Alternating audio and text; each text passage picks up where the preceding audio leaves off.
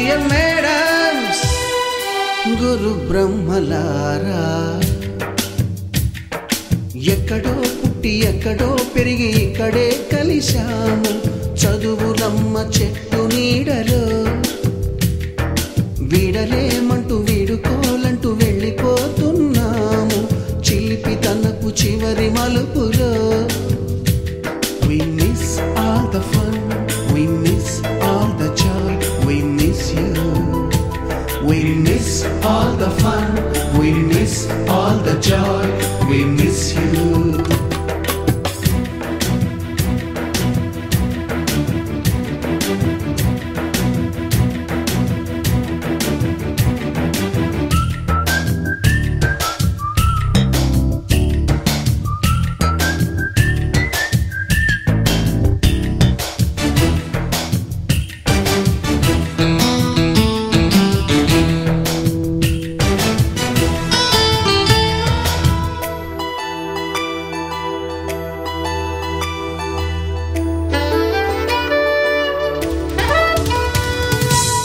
బుక్కులోన రాణికి పంపిన ప్రేమ లేఖలు, సైన్సు ల్యాబులోన శీలపై చల్లిన ఇంకు చుక్కలు,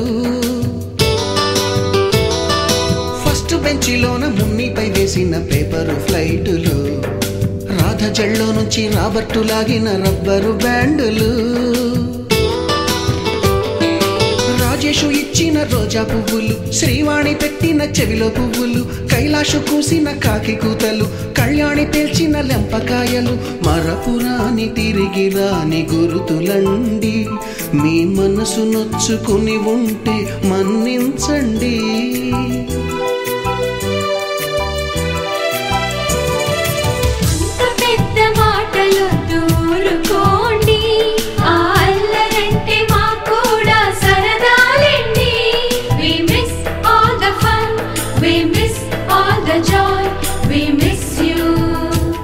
We miss all the fun, we miss all the joy, we miss you.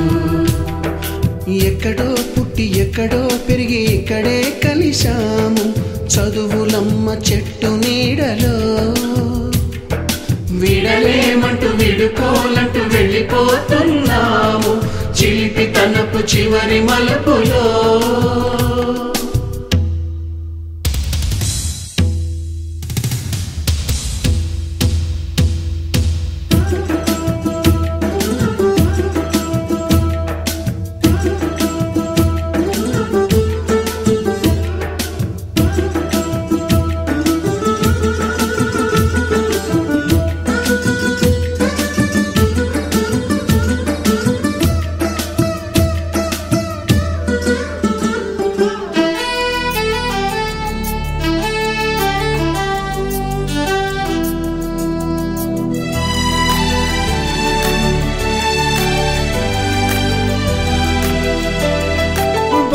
మాస్టారి బోడిగుండు పైన బోలెడు చోకులు, రాగిణి మేడము రూపురేఖ పైన గ్రూపు సాంగులు,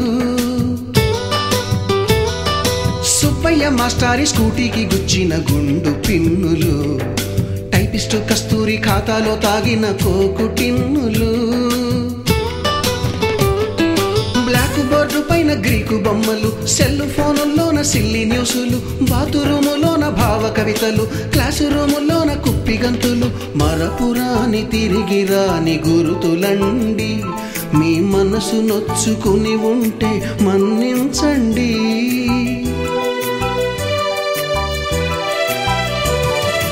మనకు క్షమాపణలు ఎందుకండి, మీ వయసులోన మేము కూడా ఇంతేనండి. We miss all the fun, we miss all the joy, we miss you. We miss all the fun, we miss all the joy, we miss you.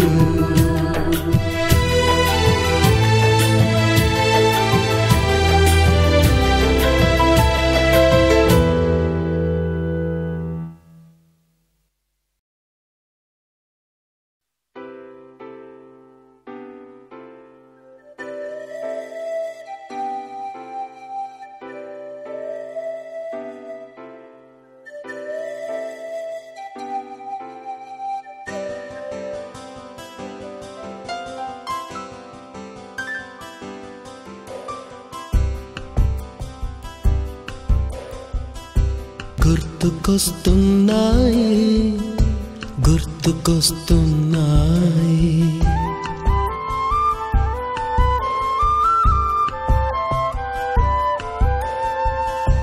ఎదలోతులో ఏ మూలనో నిదురించు జ్ఞాపకాలు నిద్రలేస్తున్నాయి గుర్తుకొస్తున్నాయి గుర్తుకొస్తున్నాయి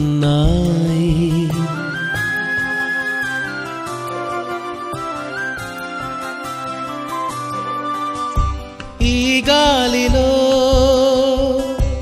ఏ మమతలో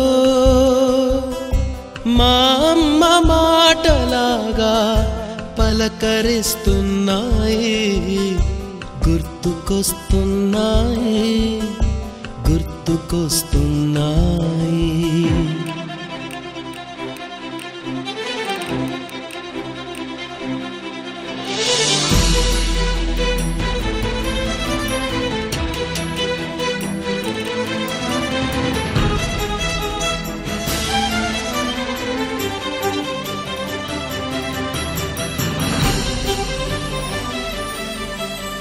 మొదట చూసిన టూరింగ్ సినిమా మొదట మొక్కిన దేవుని ప్రతిమ రేగు పళ్ళకై పట్టిన కుస్తీ రాగి చెంబుతో చేసిన ఇస్త్రీ కోతి కొమ్మలో బెణికిన కాలు మేక పొదుగులో తాగిన పాలు దొంగ చాటుగా కాల్చిన బీడి సుబ్బుగాడిపై చెప్పిన చాడి మోట బావిలో మిత్రుని మరణం ఏకధాటిగా ఏడ్చిన తరుణం గుర్తుకొస్తున్నాయి గుర్తుకొస్తున్నాయి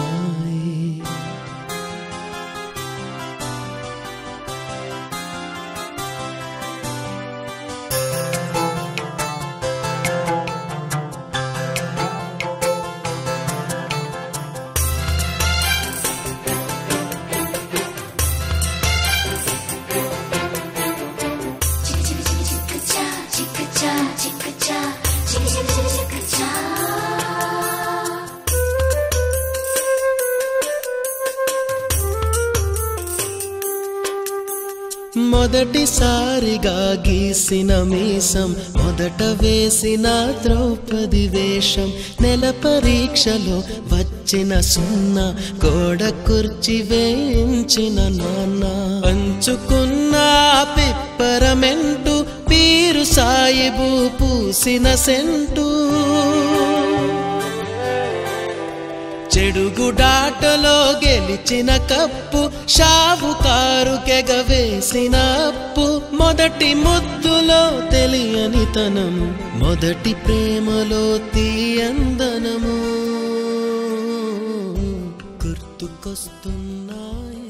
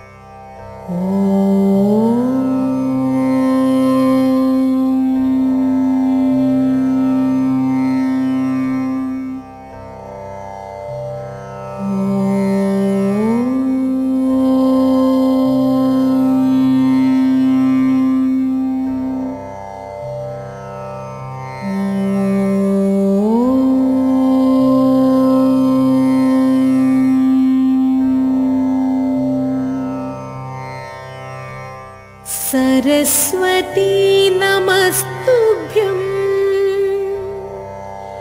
वरदे कामरूपिणी विद्यारम्भं करिष्यामि सिद्धिर्भवतु मे सदा सिद्धिर्भवतु मे सदा सिद्धिर्भवतु मे सदा।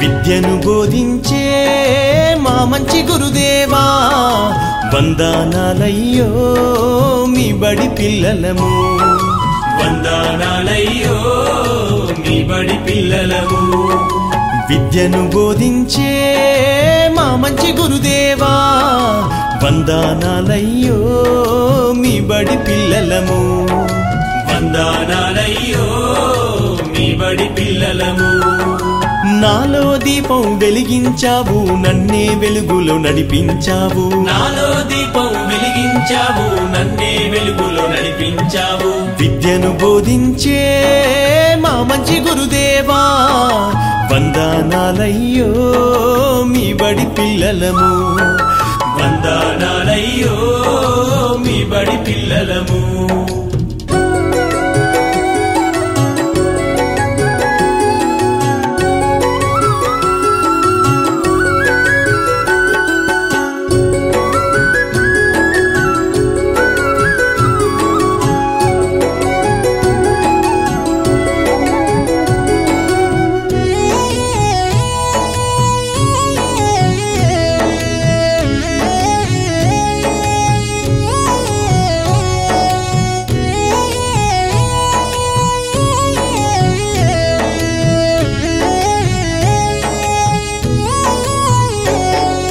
మల్లెపూ వంటి మనసే నీదయ్యా నిండు వెన్నెలైనా నీ సాటి రాదయ్యా మల్లెపూ వంటి మనసే నీదయ్యా నిండు వెన్నెలైనా. మేము ఈ స్థాయికి రావడానికి కారకులైన ఎంతో మంది గొప్ప గొప్ప గురువులు ఇప్పుడు మా మధ్య లేకపోవడం బాధాకరం. వాళ్ళ వయసు రీత్యా వాళ్ళ ఆరోగ్య రీత్యా లేకపోవడం నిజంగానే బాధాకరం. మేము కూడా చాలా రోజులు చేసినాము ఇది జరుపుకోవడానికి. మా మధ్యన లేని వారిని అడ్రస్ చేయడానికి మా గురువులు శ్రీ వెంకటేశ్వరరావు సార్ నరసింహారావు సార్ గారిని సవినయంగా ప్రయాస మీదకి వచ్చి దాన్ని ప్రారంభించవలసిందిగా ప్రార్థిస్తున్నాం. ఈ సభా వేదిక మీదకి ఈ సభా నిర్వాహకులైన మీరే మమ్మల్ందరినీ గెస్టులుగా ఒక ప్రోటోకాల్ ప్రకారంగా ఆహ్వానితులుగా స్టేజ్ మీదకి ఆహ్వానించిన తర్వాత ఇంకా మీకు తెలియని విషయాలుంటే తెలపడానికి నిర్వహించడానికి ఈ మైకును నా చేతికి ఇస్తే బాగుంటుందని మీకు సూచన. ఆ తర్వాత నేను ఆడుకుంటాను ఈ మైకుతో ఈ స్టేజ్ మీద. ఇక్కడ మొదట నేను చేయడం కొంచెం సబబు కాదనిపిస్తుంది నాకు. గురుర్ బ్రహ్మ గురుర్ విష్ణు గురుర్దేవో మహేశ్వరః గురు సాక్షాత్ పరబ్రహ్మ తస్మై శ్రీ గురవే నమః.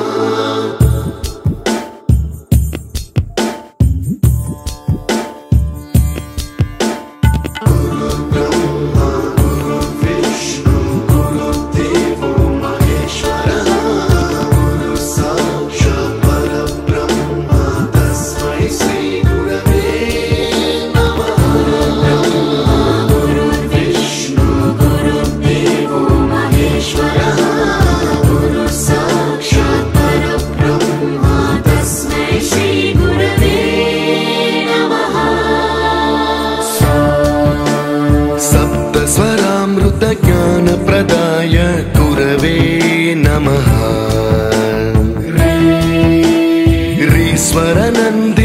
కోటి తత్వములను బడికి పిలిపించి మళ్ళా ఇంటికి తోలిచ్చే మరిగూడ నుంచి శివనగూడెం స్కూల్కు రిటైర్డ్ అయినంత వరకు సైకిల్ తొక్కుకుంటూ వచ్చిన ముత్తయ్య గారికి స్వాగతం సుస్వాగతం. ముత్తయ్య గారిని మేము ఎప్పటికీ మరవలేము.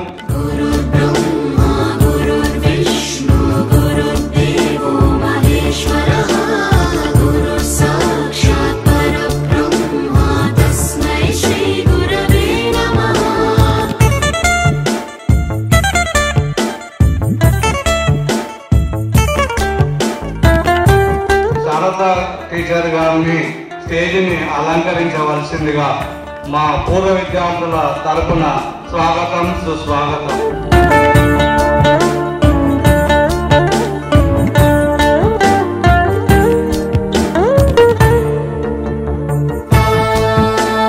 పరమ కృపాయ పరహితాయ కృతినుత గురవే నమః. దశశతవాద్య వేద్యాయ పూజ్యాయ మద్గురవే నమః.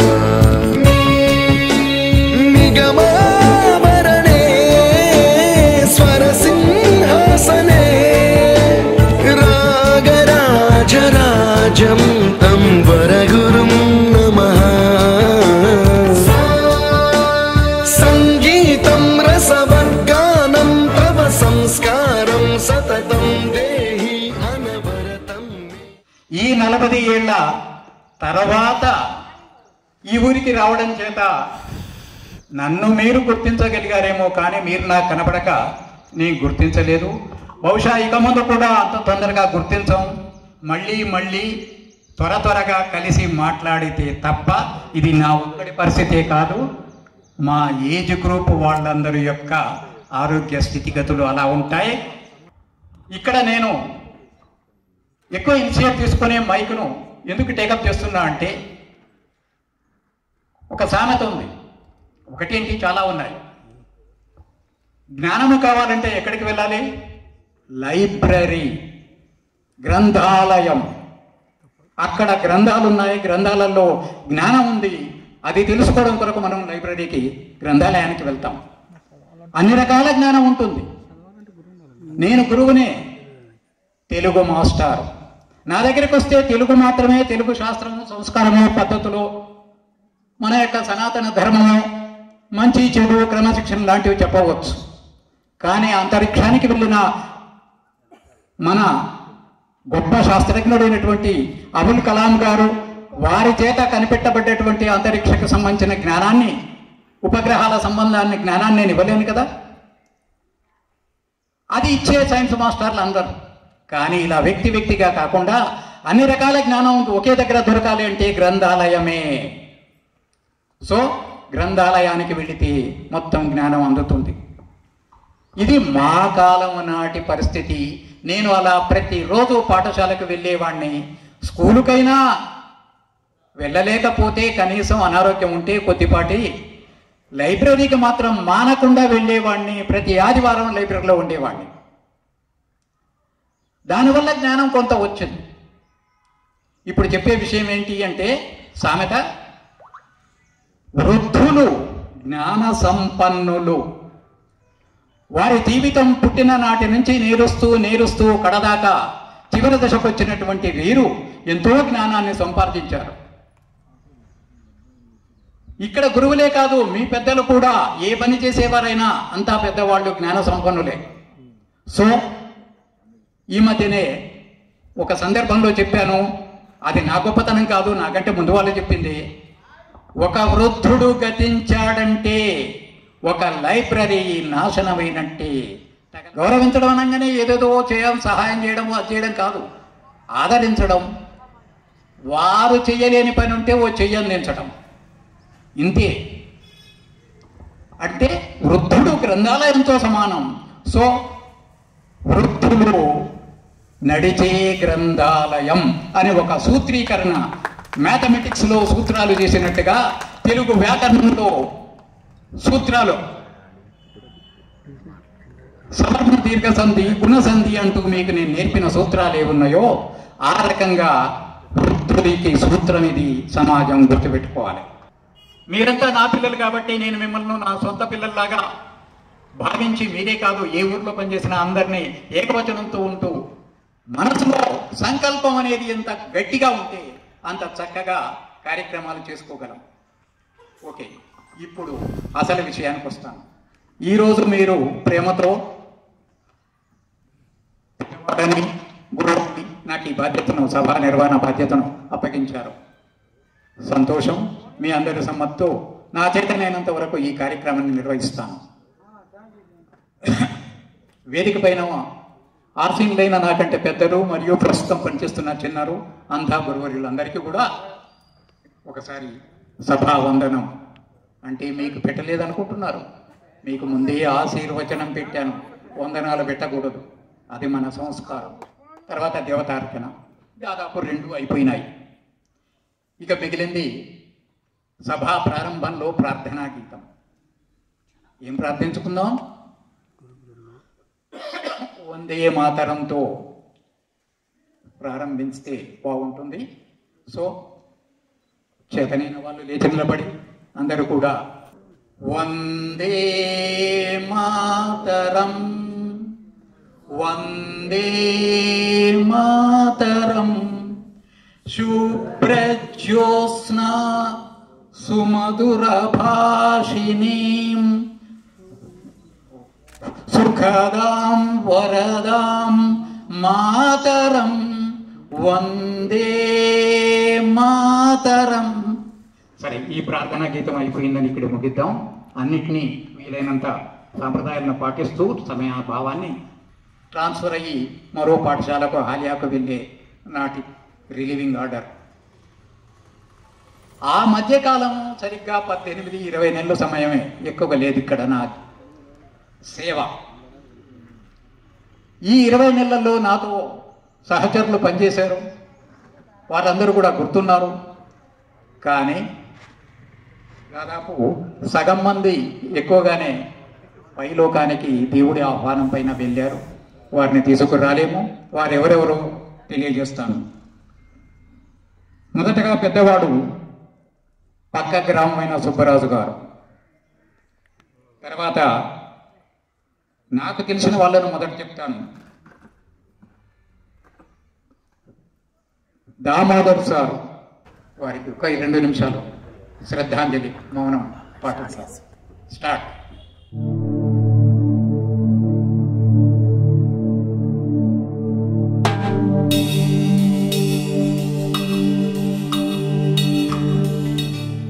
దానికి నేను తీసుకుంటున్న నిర్ణయం ఎందుకంటే ఆంజనేయ శాస్త్రి గారు, శర్మ గారు కాస్త ఒక పద్ధతిగా ఉండేవాడు.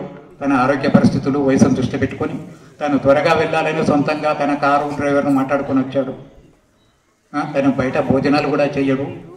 మేమంటే ఉంటాం, చీకటైన దాకా ఉంచండి, ఏం పర్లేదు, బాధ్యత మీదే, మళ్ళీ మా ఇళ్లకు పంపించేది. కానీ సార్ అలా కాదు కాబట్టి అతను ముందు వెళ్తానని అంటున్నాడు. ఎప్పుడైనా వెళ్ళని ముందు వారి యొక్క సందేశాన్ని మనం విందాం. సభాధ్యక్షుడిగా వారి తొలి పలుకులు ప్రియ విద్యార్థులకు సందేశాన్ని ఇవ్వవలసిందిగా కోరుతున్నాను. గురుదేవు మహేశ్వరః గురు సాక్షాత్ పరబ్రహ్మ తస్మై శ్రీ గురువే నమః. 4 దశాబ్దాల కాలం కిందట ఇదే పాఠశాలలో విద్య నేర్పించి 4 దశాబ్దాల తర్వాత మళ్ళీ ఈ రోజున ఆ పూర్వ విద్యార్థుల యొక్క అపూర్వ సమ్మేళనం ఏర్పాటు చేయడం ఎంతో ముదావహం. దానికి వచ్చినటువంటి విద్యార్థులకు, ఎందుకంటే ఈనాడు మీరంతా యువతులు, కానీ ఆనాటి దృష్టితోటే బాలబాలికలు విద్యార్థులకు నా శుభాశీస్సులు అందజేస్తున్నాను. ఆత్మీయత, అభిమానం, ఆత్మాభిమానం ఒకే విధమైనటువంటి ఆనాడు పాఠశాలలో చదవగదులు, ఉపాధ్యాయులు, శిల్పి చేస్తారు, ఇంకేదైనా మంచిగా ఉన్నటువంటివి, మంచి చెడు అన్నీ ఉంటాయి. అన్నింటినీ కూడా ఒకసారి జ్ఞాపకం చేసుకుని ఆ పాఠశాల అరే ఇక్కడ ఇవ్వనరా, ఇక్కడ ఇది చేశాడరా అని ఏవో జ్ఞాపకాల కోసం చెప్పేసి రావడం, ఏర్పాటు చేసుకోవడం అనేది ఆనాటి ఉపాధ్యాయులు గుర్తుంచుకొని ఆనాటి ఉపాధ్యాయుల్ని సన్మాన సత్కారాలతో గౌరవించుకోవడం సాంప్రదాయంగా మారింది. తర్వాత అదే గురుకులాలలో అయితే ప్రాచీన కాలంలో నువ్వు విద్య అయిపోయిన తర్వాత ఏదో చెప్పేవాడు ఇది తీసుకురాలని. ఇచ్చిన వాడు పాస్ చేసేవాడు.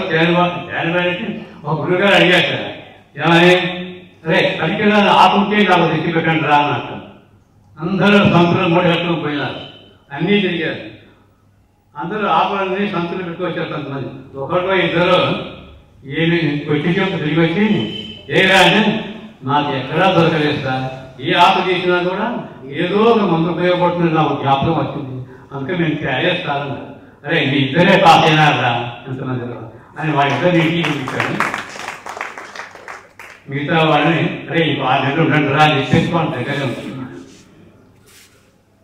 బహుశా నేను మీకు అందరికీ పరిచయం కొంత అయినా కూడా ఇవాళ మీరంతా కూడా పెద్దవాళ్ళ తెలియాలి కాబట్టి మార్చిస్తాను. 1995లో వెళ్ళిపోయి వెళ్ళినాను. సుదీర్ఘ కాలం మధ్యలో ఒక 11 నెలలు లేకపోయినా కూడా మరి గ్రామస్తుల సహకారం నాకైతే తెలియదు. అయింది నాకు తెలియదు, పోయింది నాకు తెలియదు. మొత్తానికి మరి ఇక్కడే ఉన్నాం. చదువు ఏం సాధించాలన్నా కూడా ఆ బోర్డు మీద రాస్తుంటాం. అది చెప్పకపోయినా కూడా మనం సంపాదించేటువంటి పరిశోధన చేసి కనుక్కున్నటువంటి విషయాలు ఏమైనా సరే మంచికి ఎంత ఉపయోగపడతాయో చెడుకు కూడా అంతే ఉపయోగపడతాయి. కరెంట్ ఉంది, రెగ్యులర్ చదువుకుంటే అది మంచిగా రైలు ఉంటుంది, దాంట్లో ఏలు పెడితే అదే కాదు. నిన్న దగ్గర చూడండి, పోయిన విమానం పైకి లేచింది, 260 మంది అత్తగారు ఆలోచించారు. సాయంత్రం సాధించాలని చెప్పుకుంటున్నారు. కానీ ఆనాడు ప్రాచీన కాలంలోనే పుష్పక విమానం అనేది ఉండేది కాదు. అలాంటి స్థాయికి ఉన్నాం. ఎంతమంది కూర్చున్నా ఇంకో వ్యక్తికి చోటు ఉండేది దాంట్లో, అందుకనే పుష్పక విమానం అన్నారు. ఇంకోటి దానికి ఏ రోడ్డు అవసరం లేదు. ఆ పుష్పక విమానాన్ని ఎక్కడ రాగాలంటే ఆ జంపుకి చూసిపోయేవాట. దాన్ని ఇసుకపోయిన ఎవరయ్యా రమణాకరించిపోయేవాడు. సంగతి సాంకేతిక పరిజ్ఞానాన్ని వినియోగించుకోవడంలో ఉంటుంది. ఏవో చెప్తారు దాంట్లో లోపాలు ఉంటాయని అవ్వని ఇవ్వని, అది పరిశోధన సంబంధించినటువంటి విషయమైంది. తర్వాత ఈనాడు సంవత్సరం వయసు వచ్చిన పిల్లవాడికి కూడా మొబైల్ ఉంటుంది. ముఖ్యంగా చదువులు పిల్లవాడు ఏడుస్తుంటే అందరు చేయకుండా ఉంటాడు, వాడి చేతిలో వాడు ఉంటాడే, నా పని నేను చేసుకోవచ్చు అని చెప్పేసి పిల్లవాడికి ఫోన్ ఇచ్చాక ఏదో ఆ కార్టూన్లకి ఇట్లా బిబ్బిగా పడేసి తన పని చేసుకుంటాడు. కానీ మొబైల్ ఇవ్వడం అనేది పిల్లవాడిని మనం అనుకుంటున్నాం మంచిగా బాగు చేస్తుంది అనుకుంటాం. కానీ శాస్త్రజ్ఞుల పేపర్ ఎన్నిసార్లు రాశారో తెలియదు. మానవుడిని పిల్లవాడిని క్రియేటివ్నెస్ని నాశనం చేస్తుంది. చూడండి, ఉదాహరణ మనం పెద్దవాళ్ళు సినిమాల నుంచి బయటకు వస్తున్నాం. ఇంటికి వచ్చిన దాకా ఆ సినిమా రీల్స్ మనకి కనబడుతుంటాయి కొంత. అదే పిల్లవాడికి వాడికి సేపటికి వాడికి అన్నం అక్కర్లేదు, నీళ్ళు అక్కర్లేదు, ఏమి అక్కర్లేదు, మొబైల్ చూసుకుంటూ కూర్చుంటాడు చాలు.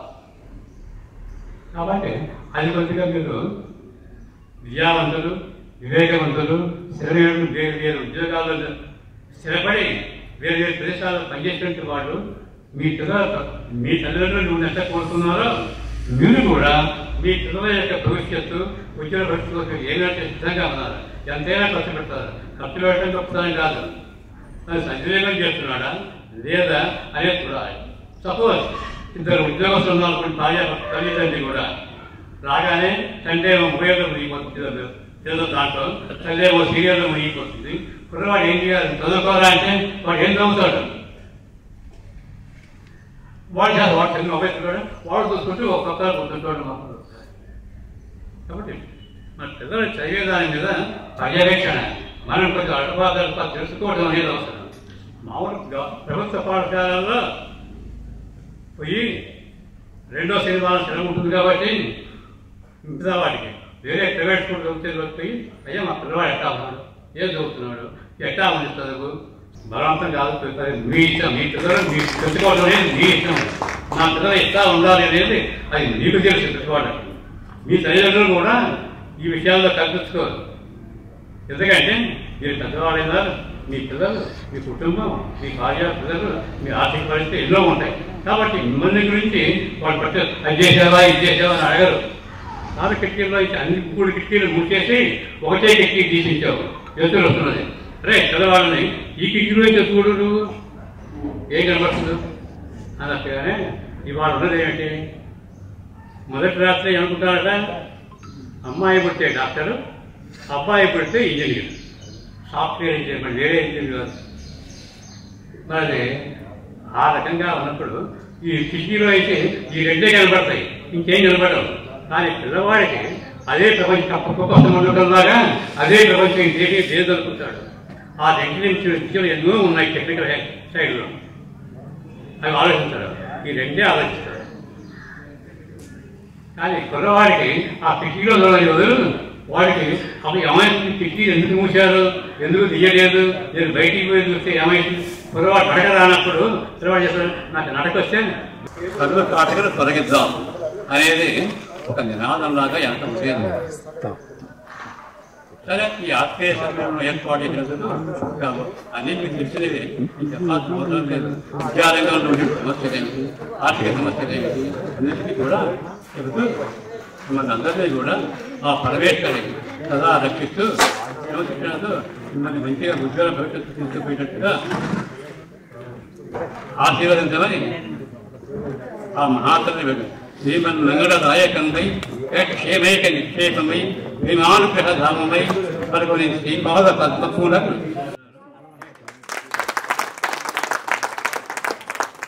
ముఖ్యంగా ప్రస్తుతము ఇక్కడ ఉన్న మీ పాత గురువుల వరకు, మిగతా వారు తప్పనుకోకండి, వారు ప్రేమతో ఆహ్వానించారు. వారి యొక్క పలుకులు విన్న తర్వాత ఆ విద్యార్థుల పరిచయాలను ఏర్పాటు చేపిద్దాం స్వయంగా. ఆ తర్వాత మిగతా ప్రస్తుత గురువులు కానీ మాట్లాడడం, సన్మానాలు చేస్తాం. ఈ లోపల ఒక ఎగ్జామ్షన్ అవసరం. సార్ గారు ఓపికతో ఉంటానంటే ఉండనిద్దాం, వెళ్తానంటే అడ్డు చెప్పకుండా వారికి మొదట సన్మానం చేసి సాదరంగా వీడుకోలు పలికి మన కార్యక్రమాన్ని నడిపించుకుందాం. ఇది నా యొక్క అభిప్రాయం. అందరికీ సమ్మతమైతే అలాగే చేద్దాం. నెక్స్ట్ మోహన్ రెడ్డి సార్ గారు వారి సందేశాన్ని వినిపించాలని కోరుతున్నాను. ఈ పాఠశాల ప్రధానోపాధ్యాయులు, వేదికను అలంకరించినటువంటి నాతోటి ఉపాధ్యాయులు, వేదిక ముందు ఉన్నటువంటి పూర్వ విద్యార్థులు, ముందుగా మీకు 40 ఏళ్ల తర్వాత కూడా మీతో పూర్తి కాలం నేను లేను, అయినా కూడా నన్ను గుర్తు పెట్టుకొని 1-2 సార్లు మళ్ళీ పిలిచి నన్ను ఆహ్వానించినందుకు ముందుగా మీకు కృతజ్ఞత తెలియజేసుకుంటున్నా. ఇకపోతే నా గురించి 1-2 మాటలు చెప్పి మీకు ఒక విషయం చెప్పి అక్కడితో ముగిస్తాను. నేను ఇక్కడికి చాలా దూరం నుంచి, అంటే హుజూర్ నగర్ రఘునాథపాలెం అని చాలా దూరం, ఇక్కడికి చాలా దూరం. అప్పుడు ఎలాంటి రవాణా సౌకర్యాలు లేదు, చాలా ఇబ్బందితో ఇంత దూరం వచ్చి ఇక్కడ 1971లో ఇక్కడ జాయిన్ అయినాను. అప్పటికు పాఠశాల స్ట్రెంత్ చాలా తక్కువ ఉంది. అప్పుడు 10వ తరగతిలో 10 మంది విద్యార్థులే. ఆ 71 వచ్చిన తర్వాత వచ్చిన 2-3 సంవత్సరాలు ఆంజనేయ గారు వచ్చిండ్రు, వారితో నేను 10 సంవత్సరాలు పనిచేసిన. ఆ తర్వాత ఇక్కడ 1984లో ఇక్కడి నుంచి నేను వెళ్ళిపోయినా. ముని మనవలు కూడా ఉన్నారు, వాళ్ళందరూ చూసే భాగ్యం కూడా నాకు కలిగింది. మా పెద్దమ్మాయి మాత్రం శ్రీదేవి క్లాస్మేటు. ఇక మీతో చెప్పేది ఏంటంటే, మీరంతా కూడా మేము ఏం చేసినామో ఏమో కానీ మీరంతా కూడా చాలా అభివృద్ధి దశలో ఉన్నారు. వేరు ఉద్యోగాల్లో వేరు వృత్తిలో మీరు స్థిరపడ్డారు. నేను చెప్పేదంటే మీరంతా కూడా వృత్తి ధర్మాన్ని నిర్వర్తిస్తూ మీ జీవితాన్ని గడపాలని కోరుతున్నా. దాంతోపాటు మీ అమ్మానాల్ని, మీ భార్యా పిల్లల్ని అపూర్వంగా చూసుకోండి, చాలా ప్రేమతో చూసుకొని సంతోషంగా ఉండండి. దాంతోపాటు సమాజం గురించి కూడా ఒకసారి ఆలోచించండి. సమాజంలో పెద్ద భూతం ఏముందంటే కాలుష్యం, అన్ని కాలుష్యం, నీటి కాలుష్యం, నేల కాలుష్యం, అన్ని కాలుష్యం, చివరికి శబ్ద కాలుష్యం, మరో కాలుష్యము సెల్ ఫోన్ల కాలుష్యం కూడా కనబడుతుంది కొద్దిగా. వాటి గురించి కూడా ఆలోచించి మీ భార్య పిల్లలతో ఆనందంగా గడపాలని, సుఖంగా ఉండాలని కోరుతూ ముగిస్తున్నాం. అభినందనలు. సైన్స్ మాస్టర్గా కాలుష్యాల గురించి ఆ విజ్ఞానాన్ని గుర్తు చేశారు. తదుపరి అదే మూసలో అదే శాస్త్రంలో ఉన్న సుకుమారెడ్డి గారు కూడా మీకు సర్వీస్ ఇచ్చారు. కాబట్టి వారి యొక్క మంచి విలువైన మాటలను వినండి. నమస్కారం. 13 సంవత్సరాలు అంటే 97 వరకు ఇక్కడ పనిచేశాను. అది అంతకుముందు మరిగూడ స్కూల్లో ఒక 10 సంవత్సరాలు చేశాం. అప్పుడు 10 సంవత్సరాలు లాంగ్ స్టాండింగ్ అని తీయడం జరిగింది. అందులో మోహన్ రెడ్డి గారు ఇక్కడి నుంచి వెళ్ళిపోవడం వల్ల ఖాళీ ఏర్పడింది. ఆ ప్లేస్లో నేను వచ్చాను. ఈ ఆత్మీయ సమ్మేళనం జరుపుకోవడం అనేటువంటిది చాలా సత్సంప్రదాయం. ఒకటే మాట చెప్పాను. ఇప్పుడు ఇంతకుముందు ఆంజనేయులు గారు చెప్పారు, వస్తానో రానో అని. అంటే ఇంతకుముందు 5-6 సార్లు నేను వచ్చాను.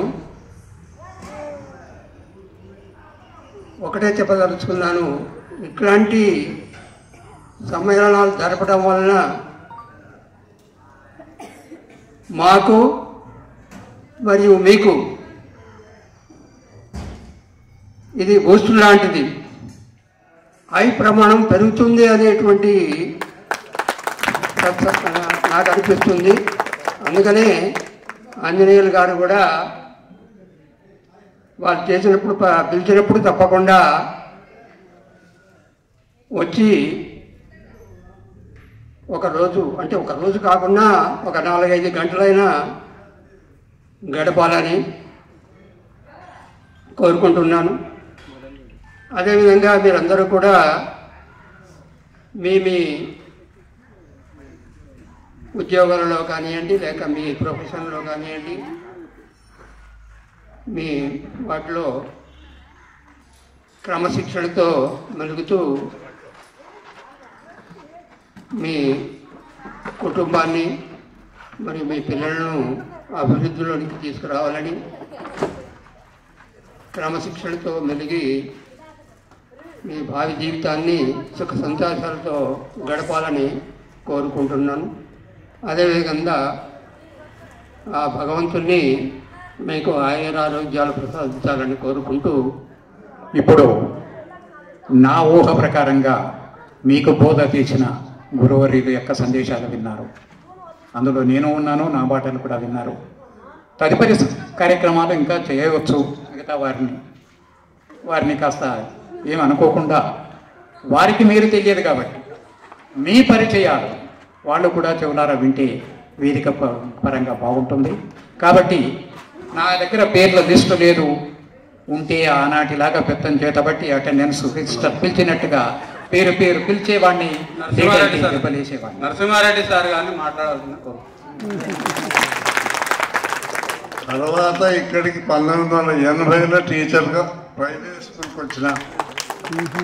అప్పటి నుంచి 87 దాకా ఇక్కడ పనిచేసిన. ఇంకా ప్రైమరీ స్కూల్, ఆ తర్వాత ఇక్కడ హై స్కూల్లో మా తమ్ముడు కూడా చేసిండు.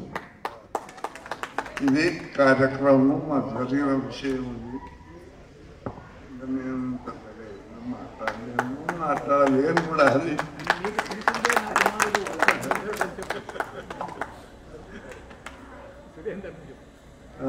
సురేందర్ రెడ్డి నా కుమారుడు. ఆయన కూడా టీచర్ హైదరాబాద్లో. ఆయన కూడా ఇక్కడే ఎస్ఎస్సి పాస్ అయినోడే. ఇంకా నా మనవని కాడి నుంచే హైదరాబాద్ డ్యూటీ ఎక్కిండ్రు. తదుపరి ఫస్ట్ గెస్ట్లు అన్నాం. ఆ గెస్ట్లను పిలిచేవారు హోస్టులు. So today our host is the head master of this, head mistress of this place venture. I don't know her name. Sharada, yes, Sharada is also now working at gazetted headmaster like we. We are all గురు బ్రహ్మ గురు విష్ణు గురుదేవ మహేశ్వర గురు సాక్షాత్ పరబ్రహ్మ తస్మై శ్రీ గురవే నమః. జ్ఞాన సంపన్నులు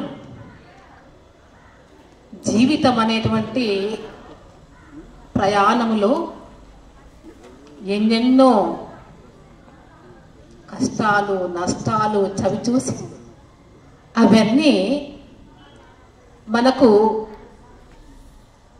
రంగరించి వాళ్ళ యొక్క జ్ఞానాన్ని చక్కగా ఇప్పుడు వాళ్ళు మాటల్లో మనకు అందించారు.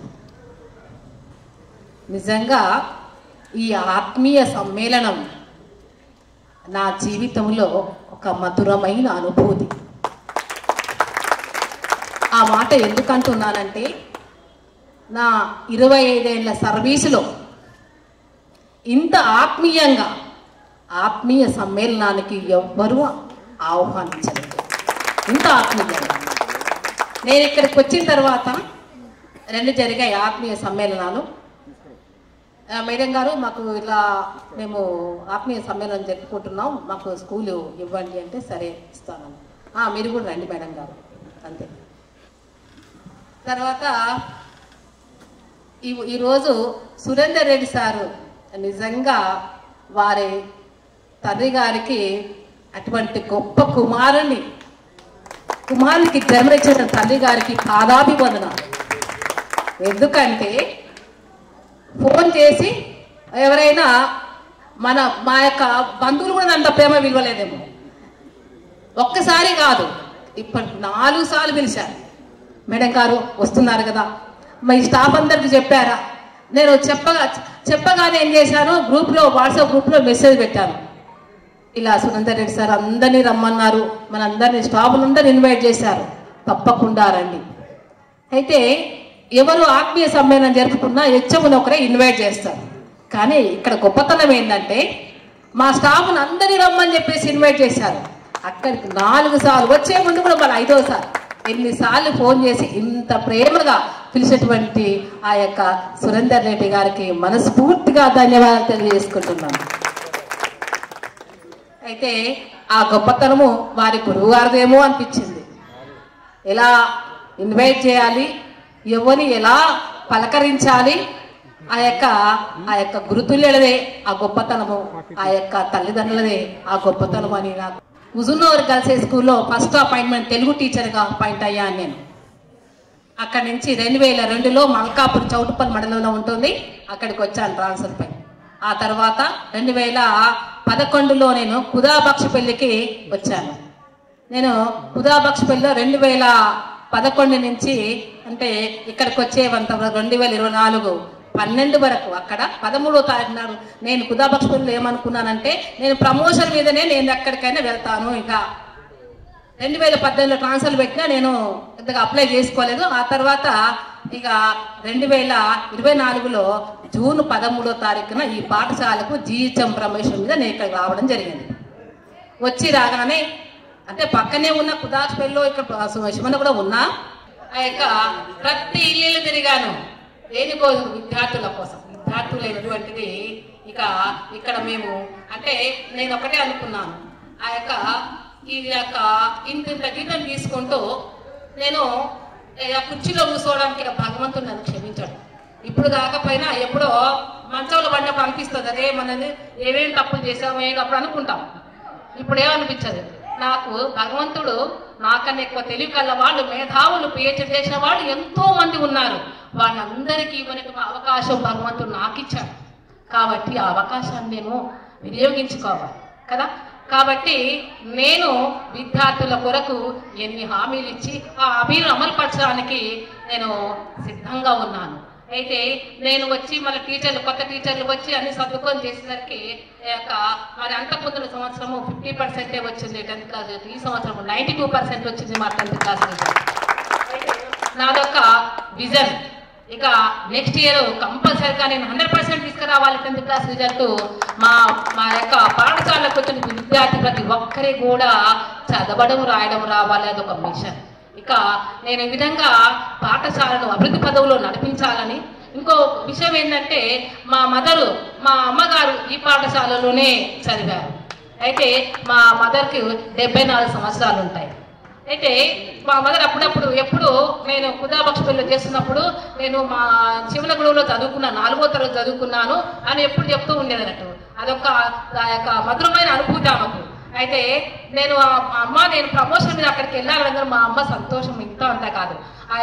మా నాన్నగారు ఎప్పుడు నన్ను ఒక గెస్టెడ్ ఆఫీసర్గా చూడాలని ఆయనకు ఎక్కువ ఆకాంక్ష ఉండేది. అయితే నాకు 2011లో .5లో జైలు మిస్ అయింది.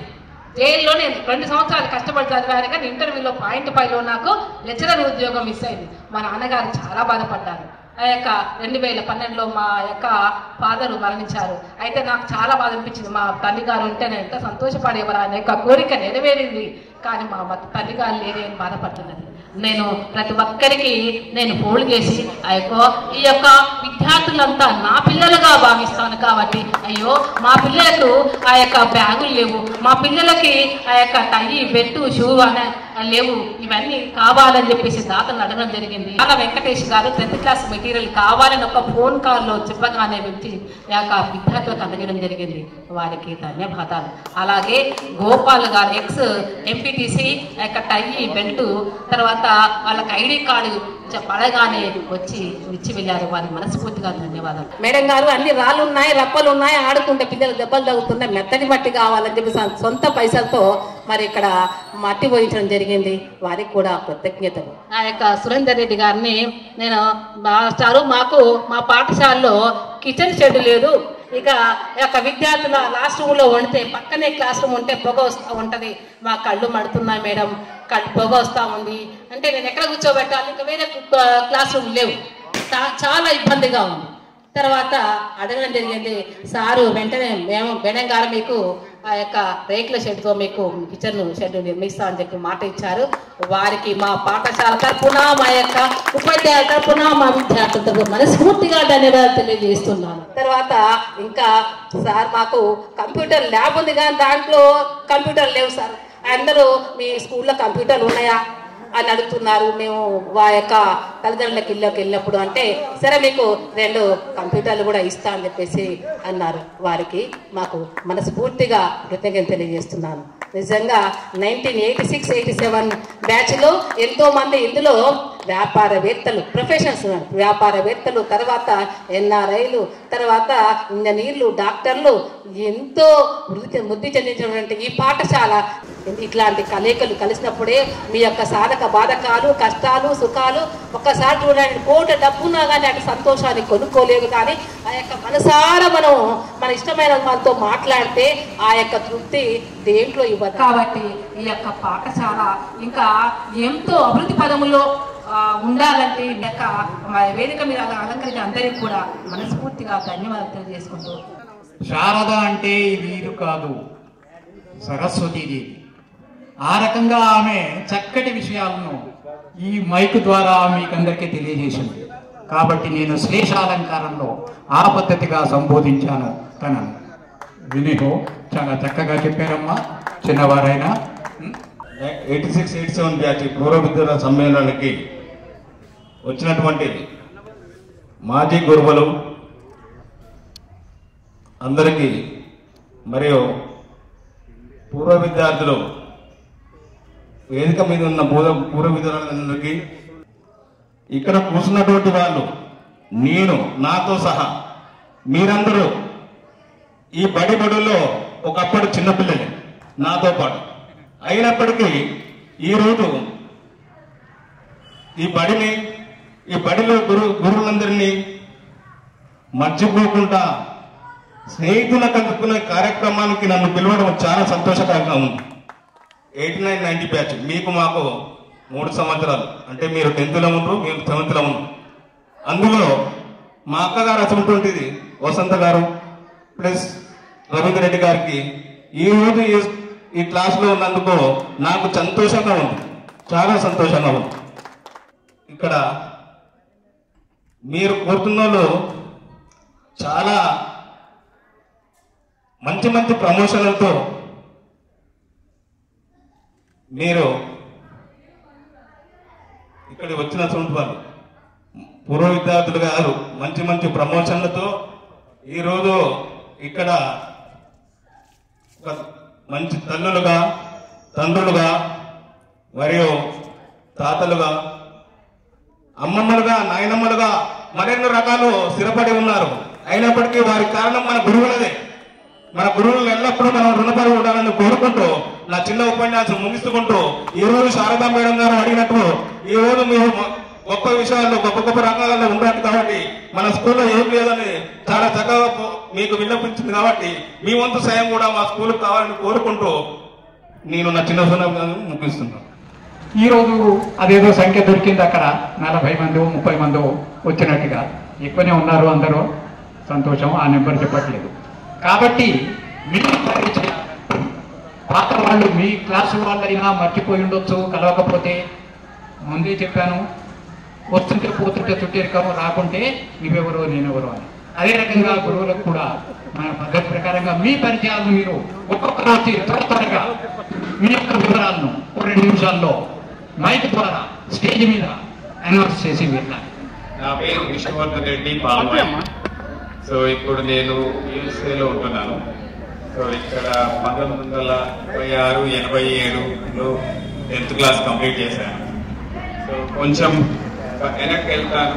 సో నాది 78-80 మా సార్ గారు ఉన్న స్కూల్లో విద్యను అభ్యసించి వారు నేర్పించిన కాసాగు గాసాబాలతోనే ఈరోజు ఏ టెక్నాలజీస్ కూడా నడుస్తున్నాయి.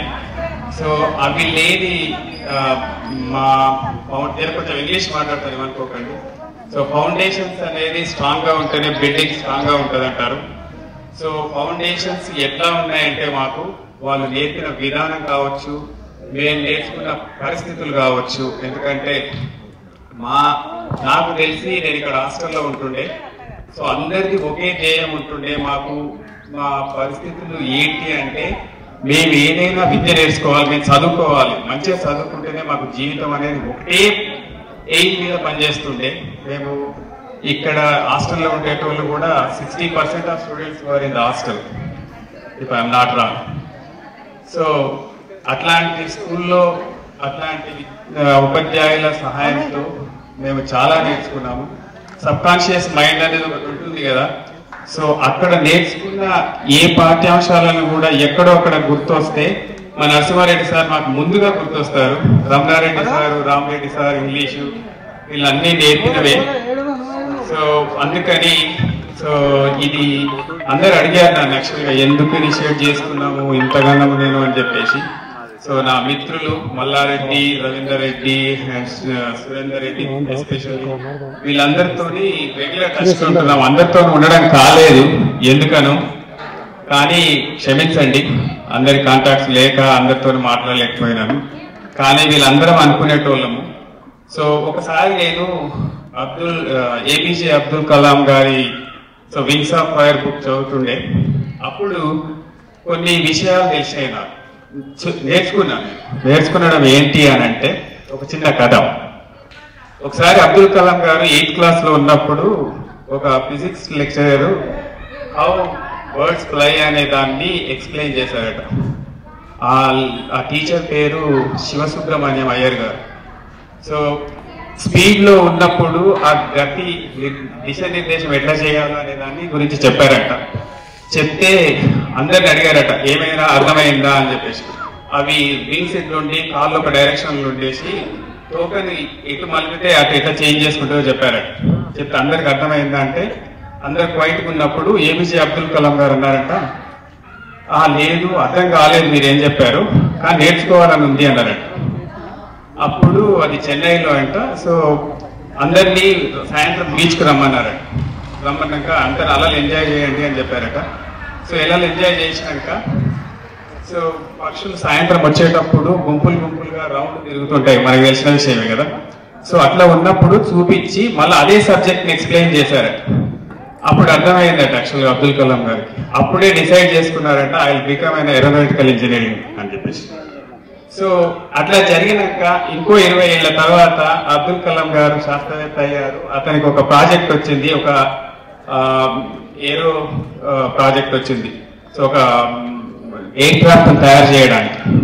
సో అతను మొత్తం ఫిక్స్ చేశాడట. ఒక ప్రొపెల్లర్ దగ్గర, ఫస్ట్ ఇంతవరకు ఎవరు డెవలప్ చేయని ప్రొపెల్లర్ అది.